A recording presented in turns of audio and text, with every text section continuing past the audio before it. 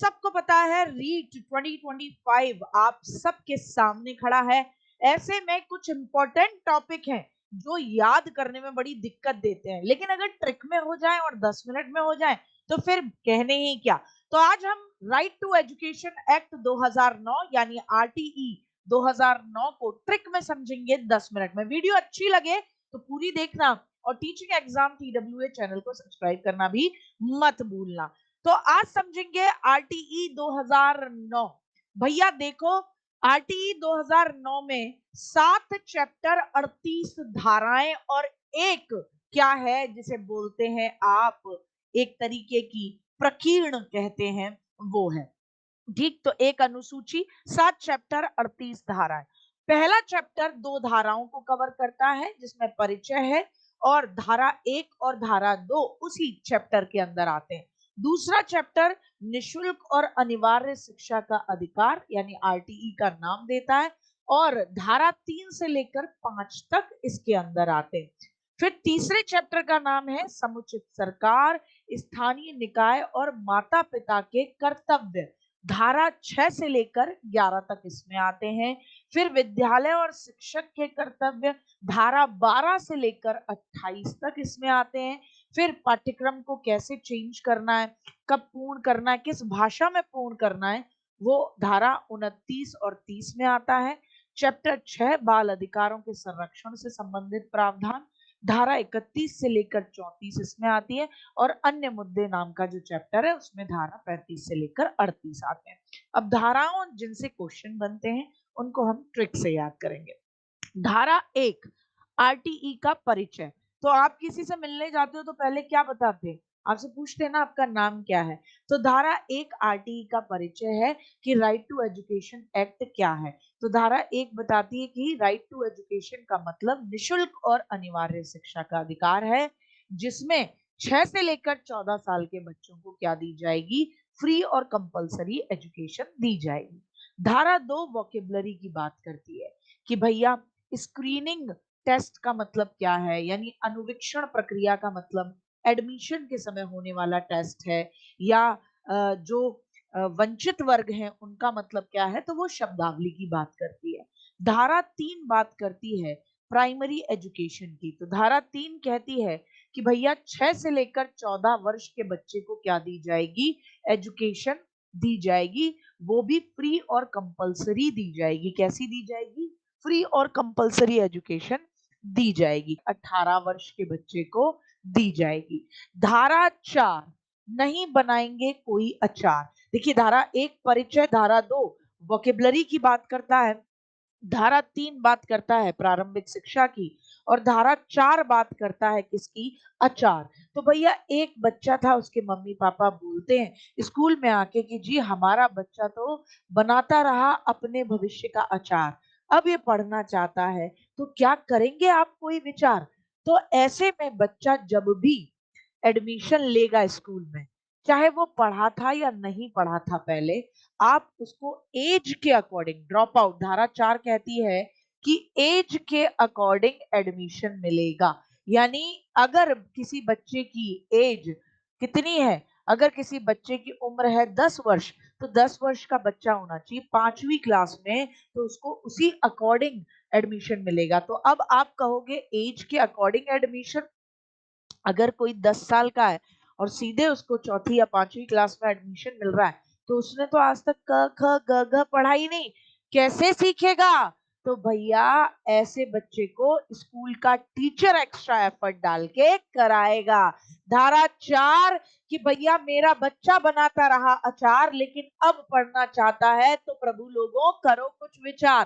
तो भैया विचार ये है कि एज के अकॉर्डिंग एडमिशन मिलेगा, चाहे ये ड्रॉप आउट रहा, कभी भी छोड़ गया। धारा 5 5 का पंजा पड़ेगा किसको, प्रिंसिपल को। अगर उसने टीसी देने में टाइम लगाया, 3-5 करी, तो सरकार का पंजा पड़ेगा प्रिंसिपल के मुंह पे। धारा 6 कितनी दूरी है, तो कहा कि किस स्कूल में एडमिशन लिया जा सकता है। बोले अगर आपका बच्चा 1 to 5th क्लास में पढ़ता है तो आपके घर के 1 किलोमीटर के दायरे में आप किसी भी गवर्नमेंट प्राइवेट स्कूल में एडमिशन दिलवा सकते हो।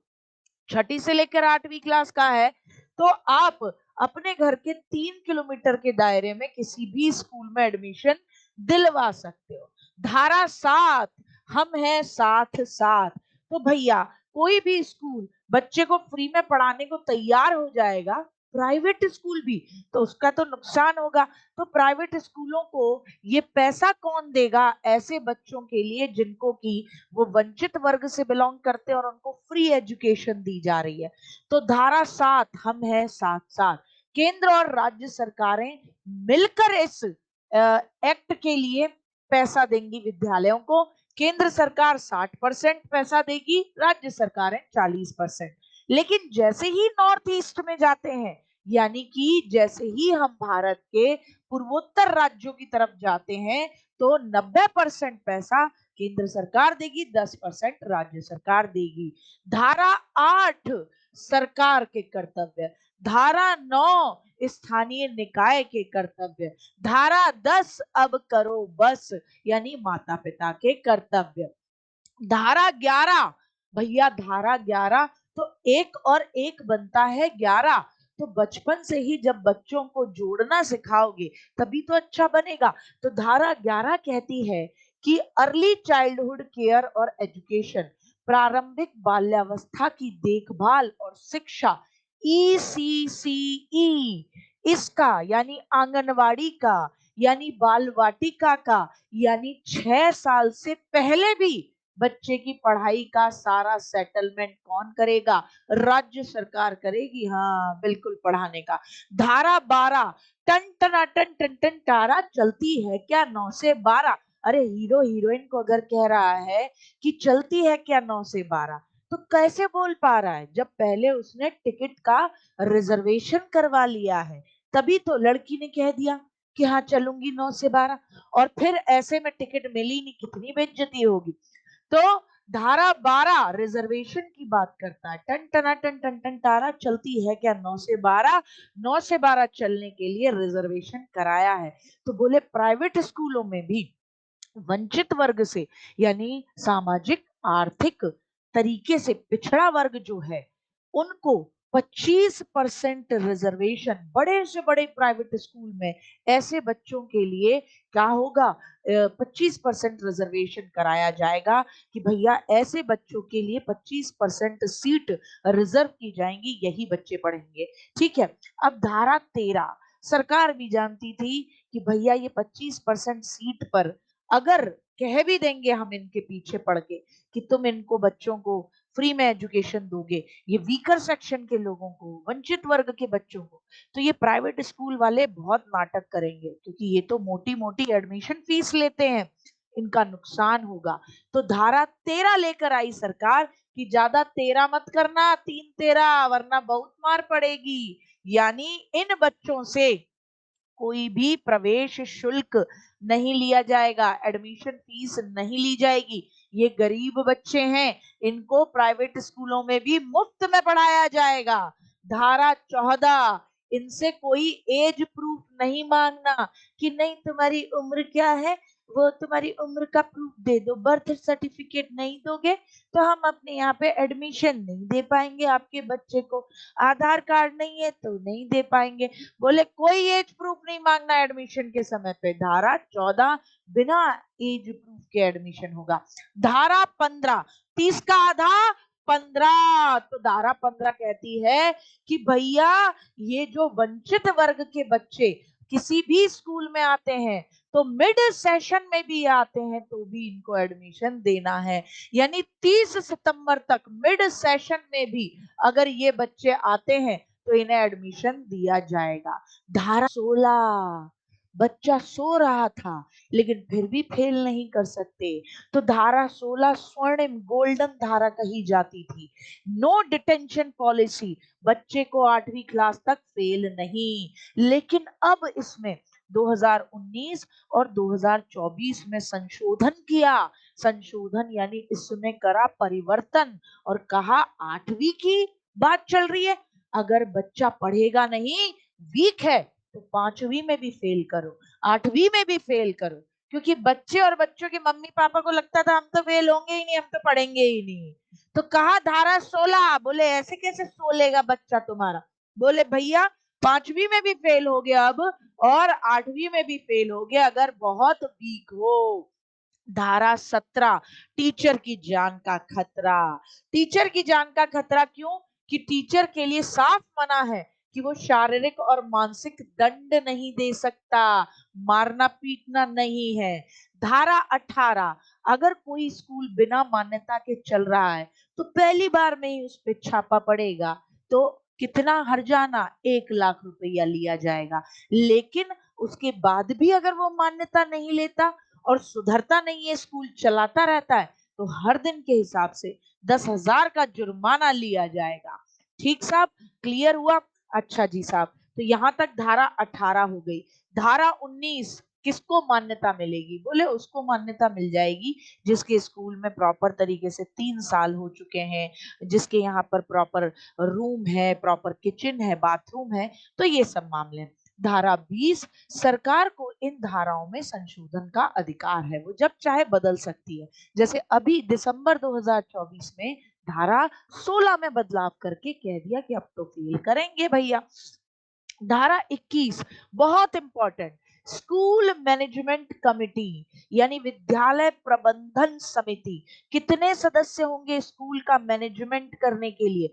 16 सदस्य। इन 16 में 75% यानी 3/4 यानी 12, 75% यानी 3/4 यानी 12, 16 में से 12 सदस्य होंगे पेरेंट्स, माता पिता, और उन 12 में भी 6 होंगी महिलाएं, और बाकी के 4 सदस्य, उनमें एक प्रिंसिपल होंगे, एक स्कूल के टीचर होंगे, और एक होंगे उस गांव के प्रधान या उस शहर के या कस्बे के वार्ड मेंबर।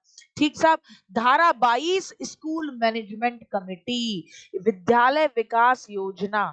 बोले स्कूल का प्रबंधन करने के लिए एक विद्यालय विकास योजना बनाई जाएगी, स्कूल डेवलपमेंट प्लान बनाया जाएगा। पहली बार में 3 साल का बनेगा, फिर हर साल के लिए 1-1 साल का छोटा प्लान बनाया जाएगा। धारा 23, जो रीट का पेपर पढ़ने की आप तैयारी कर रहे हो, टेट यानी शिक्षक पात्रता कराने के बाद ही टीचर स्कूल में पढ़ाएंगे। धारा 25, छात्र और शिक्षक का अनुपात। बोले धारा 25, कितने बच्चे कितने टीचर होंगे बोलेगा, और जैसे ही बच्चों की संख्या 200 पार कर जाएगी तो फिर आंकड़ा बदलेगा, 40 बच्चों पर एक अध्यापक हो जाएगा। 1 to 5th में पूरे साल भर स्कूल कितने दिन खुलेगा? 200 दिन खुलेगा, तो शिक्षण दिवस 200 दिन। 6 to 8th में 35 बच्चों पर एक टीचर होगा, लेकिन जैसे ही बच्चे 100 से ज्यादा होंगे तो तुरंत एक प्रिंसिपल दिया जाएगा, और जैसे ही बच्चे 100 से ज्यादा तो 40 बच्चों पर एक टीचर का प्रावधान कर दिया जाएगा, जो यहाँ 200 बच्चों पर एक टीचर का प्रावधान। 6 to 8th में शिक्षण दिवस 220 और शिक्षण के घंटे 1000 हो जाएंगे। ठीक साहब। धारा 26, स्कूल के कुल टीचर का 10% से ज्यादा कभी भी खाली नहीं छोड़ा जाएगा। आप 10% टीचर्स की वैकेंसी छोड़ सकते हो और किसी दूसरे टीचर को कह सकते हो कि अरेंजमेंट लेके पढ़ा दो, लेकिन अगर 10% से ज्यादा सीट खाली है तो क्या करना होगा? भैया वैकेंसी निकालो और भरो।